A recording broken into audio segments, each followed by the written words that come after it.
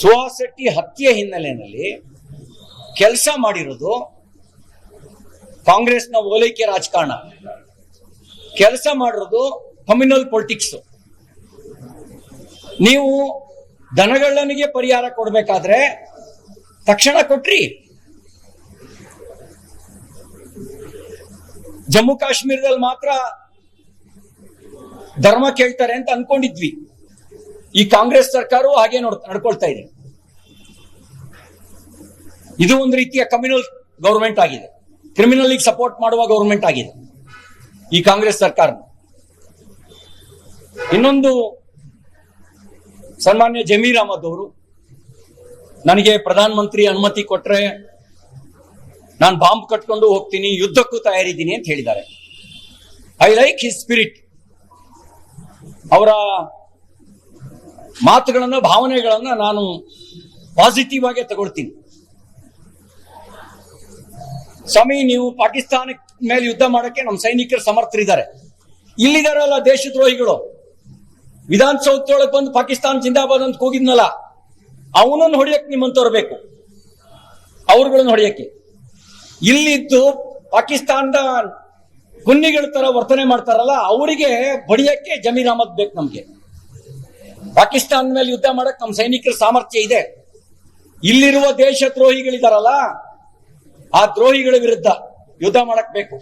DJ ಹಳ್ಳಿ, K J ಹಳ್ಳಿಗೆ ಊರಿಗೆ ಬೆಂಕಿ ಹಾಕ್ತವರಿಗೆ ಸಪೋರ್ಟ್ ಮಾಡಿದ್ರಲ್ಲ, ಆ ನಾಯಿಗಳಿಗೆ ಬಡಿಯಕ್ ಬೇಕು ಜಮೀರ್ ಅಹಮದ್ ತರದವರು. ಸುಹಾಸ್ ಶೆಟ್ಟಿ ಹತ್ಯೆ ಹಿನ್ನೆಲೆಯಲ್ಲಿ ಕೆಲಸ ಮಾಡಿರೋದು ಕಾಂಗ್ರೆಸ್ನ ಓಲೈಕೆ ರಾಜಕಾರಣ, ಕೆಲಸ ಮಾಡಿರೋದು ಕಮ್ಯುನಲ್ ಪೊಲಿಟಿಕ್ಸ್.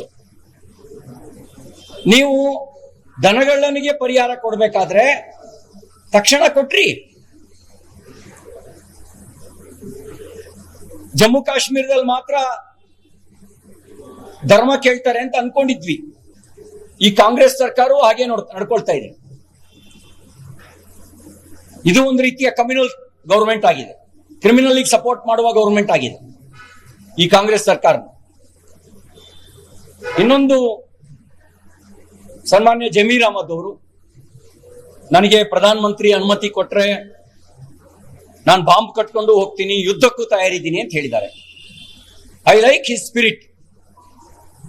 ಅವರ ಮಾತುಗಳನ್ನ, ಭಾವನೆಗಳನ್ನ ನಾನು ಪಾಸಿಟಿವ್ ಆಗಿ ತಗೊಳ್ತೀನಿ. ಸ್ವಾಮಿ, ನೀವು ಪಾಕಿಸ್ತಾನ ಮೇಲೆ ಯುದ್ಧ ಮಾಡಕ್ಕೆ ನಮ್ಮ ಸೈನಿಕರು ಸಮರ್ಥರಿದ್ದಾರೆ. ಇಲ್ಲಿದಾರಲ್ಲ ದೇಶದ್ರೋಹಿಗಳು, ವಿಧಾನಸೌಧದೊಳಗೆ ಬಂದು ಪಾಕಿಸ್ತಾನ ಜಿಂದಾಬಾದ್ ಅಂತ ಕೂಗಿದ್ನಲ್ಲ, ಅವನನ್ನು ಹೊಡೆಯಕ್ಕೆ ನಿಮ್ಮಂತವ್ರು ಬೇಕು, ಅವ್ರುಗಳನ್ನು ಹೊಡೆಯಕ್ಕೆ. ಇಲ್ಲಿದ್ದು ಪಾಕಿಸ್ತಾನದ ಗುನ್ನಿಗಳ ತರ ವರ್ತನೆ ಮಾಡ್ತಾರಲ್ಲ, ಅವರಿಗೆ ಬಡಿಯಕ್ಕೆ ಜಮೀರ್ ಅಹಮದ್ ಬೇಕು ನಮ್ಗೆ.